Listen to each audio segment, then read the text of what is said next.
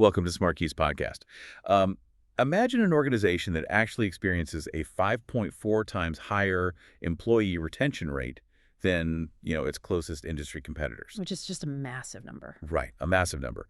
And a company that is 48% more likely to anticipate market changes, operates with an 87% rate of making better strategic decisions, and, get this, has a 35% higher chance of completely outperforming the competition, which leads to like a 25% higher chance of above average profitability. And see, those aren't just hypothetical projections pulled from thin air. Those are the actual hard-hitting operational numbers that are driving the modern business landscape right now. Exactly. And that is why we are doing a deep dive today into a really comprehensive roadmap written by Felix Römer. It's titled DEI Tech Tools, Leveraging Software to Enhance Workplace Diversity and Inclusion. And we're going to look at this strictly as a top-tier operational strategy for you, the professional who actually wants to build a truly modern, high-performing organization. Because the landscape has fundamentally shifted, we have completely moved past the era of mere good intentions where a company could just put a nice statement on their website and call it a day. Yeah, a PR move, basically. Right. We are now operating in an era of consistent, scalable action. I mean, candidates, especially top-tier talent, they demand absolute transparency regarding how a company operates, who they hire, and how they promote. If your organization doesn't have the internal mechanics to prove that progress, you simply cannot compete for the best people. The statistics you just mentioned represent a massive competitive advantage. Yeah, I mean, when you multiply retention by a factor of 5... you are saving millions of dollars in turnover costs. Yeah. And preserving invaluable institutional knowledge. But achieving that requires moving beyond philosophy and building concrete systems that enforce those outcomes at every level. That is exactly where this specific software stack comes into play. Okay, so let's unpack the mechanics of that stack, because reading through Römer's roadmap brought up a specific analogy for me. Buying a suite of these software tools feels a bit like buying a really high-end fitness tracker. Oh, yeah, that's a great way to look at it. Right. Like you can strap this sleek piece of technology to your wrist, but simply wearing it won't automatically give you the cardiovascular health to run a marathon. Sadly, no. You actually have to look at the data it gives you and use that to fundamentally change your daily habits. So how do we make sure these technical tools are actually changing corporate habits rather than just generating colorful dashboards that sit ignored on an executive's desk? Well, the software itself will never spontaneously generate a new company culture. Its core function is to reveal hidden patterns, remove friction from existing workflows, and reinforce targeted capabilities through constant prompts and nudges. Prompts and nudges, yeah. Right. It changes habits by making the optimal, inclusive choice the absolute easiest choice for a human being to make in any given moment. But to understand the mechanism behind that, we really have to examine the entire hiring lifecycle from the absolute beginning. Because you can't measure or track progress if a wider range of talent never enters your pipeline in the first place. Exactly. The top of the funnel. Yeah. You were talking about how a company communicates with the market and where it physically goes to look for people. The source material dives heavily into the concept of language optimization, which I find genuinely fascinating. It's huge. I mean, the specific words a hiring manager chooses for a job description literally dictate the demographic of who applies. But how much damage can an adjective really do? Far more than most people realize, actually. Corporate language is heavily unconsciously coded. So let's say a hiring manager drafts a job posting for a new sales director. They might instinctively write that they want an aggressive go-getter to crush the competition. Sounds like every sales posting ever. Right. But data shows that overly aggressive, combative language actively deters highly qualified female candidates from applying, regardless of their actual capabilities. Similarly, using specific pop culture references or tech jargon can deter older or younger applicants. Well, just from a few words. Yeah. The roadmap outlines tools like Textio and Data People, which utilize sophisticated natural language processing, or NLP, to actively flag this kind of biased tone the absolute moment it is typed. Wait, really? So if I'm sitting at my desk drafting a message in LinkedIn Recruiter or writing a job description in Microsoft Outlook, a tool like Textio is running in the background, analyzing my phrasing as I type. Seamlessly. It integrates seamlessly into the platforms your teams already use every single day. If you type a long, dense sentence or utilize an age-coded phrase, the NLP flags it on your screen and immediately suggests an alternative phrasing that invites a much broader demographic to apply. That's incredible. And Data People takes this concept even further. It provides entire libraries of optimized job descriptions, runs comprehensive checks before anything is published, and even integrates pay grade transparency. The overarching strategy is to shift organizations away from publishing long, intimidating lists of demands. Right. The typical must have 10 years of experience in this extremely niche software. Exactly. Instead, you create impact-focused descriptions. You tell the candidate exactly what they will learn, what they will own, and what they will improve in the role. Okay, let me play the skeptical insider for a second, though. I can hear some veteran hiring managers asking, isn't this language optimization just a glorified corporate spell check? I hear that all the time. Like, does having a digital plugin swap out a few adjectives really move the needle on a company's ability to innovate or expand its talent pool? Calling it a spell check fundamentally misunderstands the mechanism. It operates as a cultural translator. I mean, invisible barriers exist in every industry. If a job description reads as though it were written for a very specific type of person from a very specific background, Anyone falling outside of that narrow demographic will unconsciously self-select out of the process entirely. 100%. By systematically rebalancing the tone and lowering the reading complexity, you are drastically expanding the top of your funnel. You instantly improve application rates from a vast variety of highly qualified professionals who otherwise would have scrolled right past your posting. Which is the whole point. Right. And the text also highlights specialized tools for this, like Gender Decoder, which spots male or female coded words to show the tilt of a listing so you can rebalance it. There's also Readable, which checks reading levels to ensure you aren't burying the core responsibilities in dense, inaccessible corporate jargon. Which is an accessibility issue in itself. So we've optimized the language, making the invitation clear and welcoming. But you also have to meet candidates where they are, right?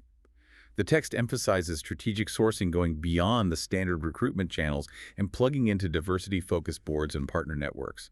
They highlight networks like Jobwell, Alpha, and Teamable. Yeah, expanding your sourcing footprint is non-negotiable at this point.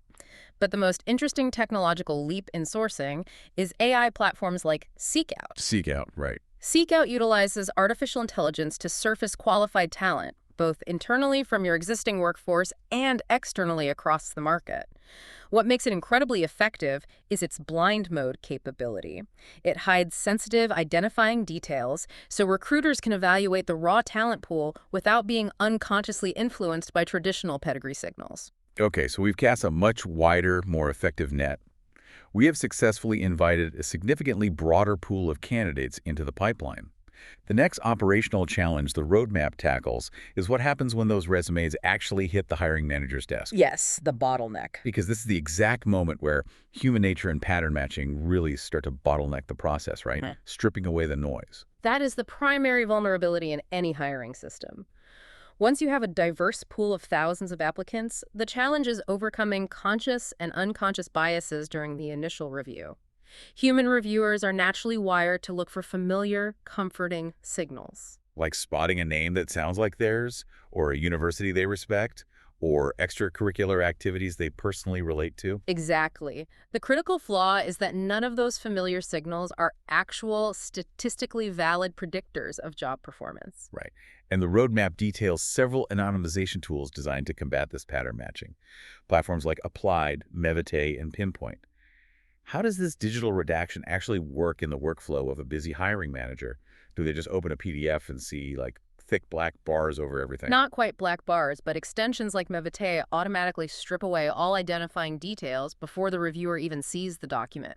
Names, photos, physical addresses, school names, and graduation years are entirely removed. The human reviewer is forced to evaluate the candidate based purely on the provided evidence, work samples, and stated experience. And Pinpoint elevates this concept by actually locking resume access entirely until the candidate clears the early stages of the application process. So you can't even peek. Nope. The system administrator controls exactly who sees which identity fields and at what specific stage in the pipeline. You literally cannot see who the person is until they have objectively proven they possess the required skills for the job. which leads perfectly into the next major operational shift outlined in the text, moving away from resumes entirely and leaning into skills-first assessments. How are we testing these capabilities? Well, companies are actively swapping subjective gut feelings for objective capability matches. The roadmap introduces tools like Harvard, which delivers highly specific job-related scenario tests, and BRIC, which layers in cognitive and personality screening. Okay, and for tech roles? If you are hiring for technical roles, platforms like Codility or HackerRank validate real-world coding abilities by assigning standardized tasks rather than relying on a candidate's self-reported proficiency. Because anyone can write expert in Python on a resume. Exactly. The crucial advantage here is that the software generates an objective score that can be instantly compared across every candidate in the pool. You are replacing flawed resume proxies, like the prestige of an Ivy League degree, with a data-driven matching of actual verified capabilities. Okay, here is where this whole concept gets really interesting to me, but it also raises a significant concern. Sure, let's hear it. If we are utilizing software to strip away names, schools, and background narratives, and we are just pushing people through standardized scenario tests and cognitive screens, aren't we treating humans like widgets on an assembly line? Like, aren't we stripping away their unique humanity in the name of corporate efficiency? I hear that concern a lot, but look at it from the opposite perspective. When managers rely on traditional resumes and unstructured conversational interviews, they aren't actually seeing the candidate's authentic humanity. They are seeing their own personal biases reflected back at them. Interesting. They are judging the individual based entirely on their packaging rather than their substance. So, anonymization tools and skills assessments function as a blind taste test for talent. A blind taste test. I like that. Yeah, this methodology ensures that individuals are evaluated strictly on their actual abilities and the tangible value they can bring to the role. It systematically levels the playing field, ensuring that every single person, regardless of their socioeconomic background or zip code, receives a fair shot based entirely on merit. Operationally, it is the most respectful and fair way to evaluate a professional. A blind taste test for talent. That completely reframes the process. It forces the organization to focus exclusively on the evidence. But obviously, you cannot keep candidates anonymized forever. No, eventually they have to show up. Right. Eventually they have to walk into a room or jump on a video call and actually interview. And if they get the job, they have to navigate the complex social dynamics of the company culture. So how does software sustain this structured fairness face-to-face and day-to-day? The transition from blind screening to face-to-face evaluation is where we must implement structured interviewing. The text is unambiguous on this point. Unstructured gut calls fail at scale. Yeah. Human beings naturally gravitate toward individuals they click with socially. While that makes for a pleasant conversation, it is a mathematically terrible predictor of job success, and it is the fastest way to build a highly homogeneous team that suffers from groupthink. So how do the tools fix that? Well, the roadmap points to platforms like Predictive Hire, which handles anonymous top-of-funnel interviewing by capturing behavioral responses without exposing identifiers. But a massive operational hurdle for any HR team is managing the logistics of the panel itself. Right, which brings us to a tool called GoodTime. I was looking at how this automates the scheduling process, but it does something much more strategic than just finding open calendar slots. GoodTime uses automation to actively enforce diversity strategy. Its true power lies in its ability to deliberately assemble diverse interview panels across the organization. Because if a company relies on the same 3 managers to interview every candidate, they will inherently receive a homogeneous evaluation of that talent. Precisely. GoodTime scales the creation of structured, diverse panels without introducing logistical nightmares or slowing down the time to hire. However, the software only works if it is paired with strictly enforced shared scorecards and time-bound feedback loops. Meaning? Interviewers cannot be allowed to chat in the hallway or send a quick message on Slack before submitting their evaluations. They must submit independent, rubric-based scores to preserve their unique perspective and prevent the most senior voice in the room from swaying the group. Oh, that makes so much sense. So the technology has optimized our language, blinded our resumes, tested their skills, and structured a diverse interview panel. The candidate is hired.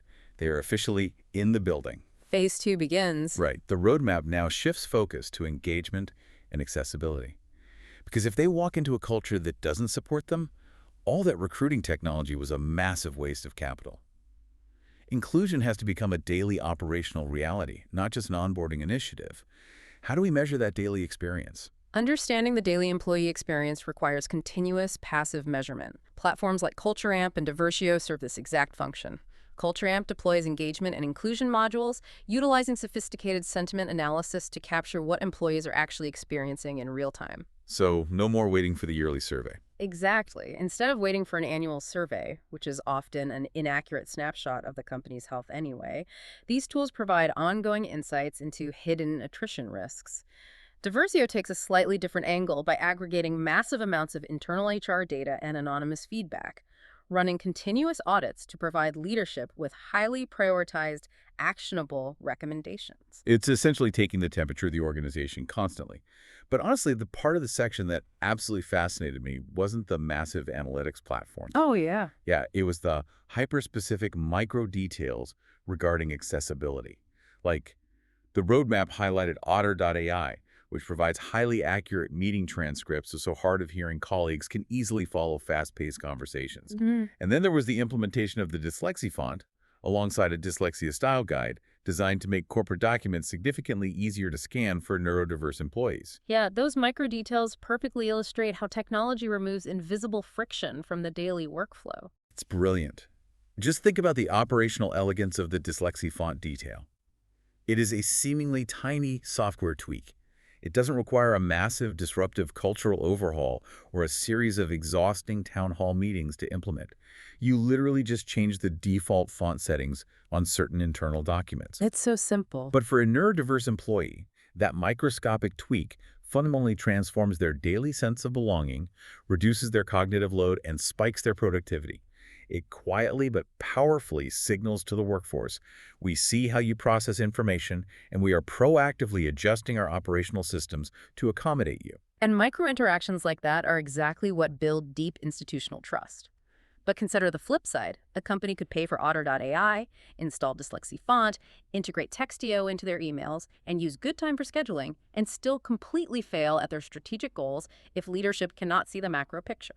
Deploying a dozen disconnected point solutions is operationally useless without a centralized strategy to govern them. We need to tie all of these micro-interactions into the overarching business strategy. That requires a strategic dashboard focused on analytics, compliance, and return on investment. Creating what Felix Römer refers to as a decision-grade scoreboard. You have all this fragmented data living in the applicant tracking system and the HR information system, and leadership needs a way to actually visualize the trends. Where are the talent drop-offs happening? What is the velocity of promotion across different demographics? Vizier and Tableau are the gold standards highlighted for this exact purpose. They ingest all that siloed data and present it dynamically so leaders can track promotion velocity, pinpoint retention rates by specific segments, and identify bottlenecks in the hiring funnels. And what about Workday? Yeah, the roadmap also notes Workday HCM for its mobile-first interface, which embeds equal pay insights directly into standard HR workflows. And for external benchmarking, tools like BlendScore allow companies to stack their public corporate social responsibility signals against industry competitors. But this data isn't just for internal feel-good improvements. I mean, it's a critical tool for risk mitigation. The compliance and pay equity elements discussed in the text are massive. Treating these tech tools as a highly effective way to lower legal liability while simultaneously expanding the available talent pool. Oh yeah, compliance tracking is a core operational requirement. The roadmap covers platforms like Circa, which specializes in OFCCP compliance managing the strict regulations of the Office of Federal Contract Compliance Programs. Making sure everything is audit ready. Exactly. It ensures the organization maintains highly defensible, documented trails proving how they reached out to diverse candidate pools. Then you have Comp Complete, which runs complex pay equity reviews and manages entire compensation cycles. It spots hidden pay gaps and standardizes salary bands before they can evolve into systemic, costly legal liabilities. And regarding the safe expansion of the talent pool, the text introduces CheckR and CrossQ. CheckR embeds fair chance hiring protocols directly into the background check process. This empowers companies to fairly evaluate candidates who may have passed criminal records by looking at the broader context and the time passed, rather than issuing an automated blanket rejection. Which is a huge talent pool that gets overlooked. Right, and CrossQ fundamentally upgrades reference checking. Instead of a recruiter making a quick phone call and asking, was John a good worker? Kroshkal utilizes behavioral science and psychology prompts to ask standardized scenario-based questions to references. It reduces the variance of human opinion and significantly lowers compliance risk. It standardizes the human element. Okay, but let me push back on this massive scale of data aggregation for a second. With all of these high-level dashboards, tracking our sentiment analysis, measuring our promotion velocity, monitoring our interview scorecard deviations, and pulling in behavioral reference checks, does this turn human resources into a localized surveillance state? Yeah, I see where you're going with this. Are we just policing our employees under the guise of inclusion and efficiency? The threat of overreach raises a critical point about data governance, and the roadmap addresses this directly. To utilize this stack effectively, an organization must establish uncompromising governance over data access, data refresh cadences, and individual privacy protections. Okay. The fundamental goal of aggregating this information, whether it is attrition risk modeling or sentiment analysis, is to utilize anonymized aggregate data. The system is not designed to point a digital finger at an individual employee and police their daily behavior. So it's about systemic health. Yes. It is designed to hold the systemic architecture of the company and the leadership team itself highly accountable. It functions as a diagnostic tool for identifying systemic process flaws, not as an individual surveillance mechanism.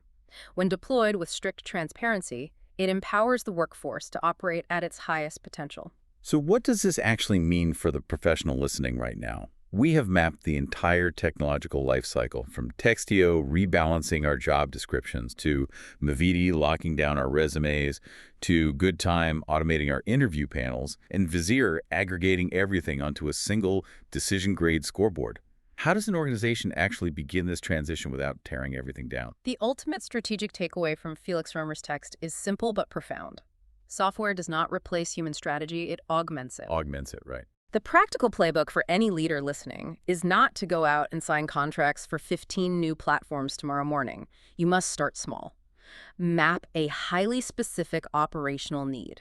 For example, if your analytics show that diverse applicants are continuously dropping out immediately after the resume review stage, that is your target. So you run a pilot program. Exactly. Run a pilot program with a tool like Applied or Pinpoint specifically for blind screening. Verify that it integrates cleanly with your current legacy systems. Focus your capital on one high-impact move first, rigorously prove the value and ROI to your executive team, and only then scale the technology to other departments. Start with the specific problem, not the shiny new platform. That makes perfect operational sense. As we wrap up this deep dive, there was one passing detail in the AI Roundup section of the text that really got me thinking about the future of corporate structures. Yes.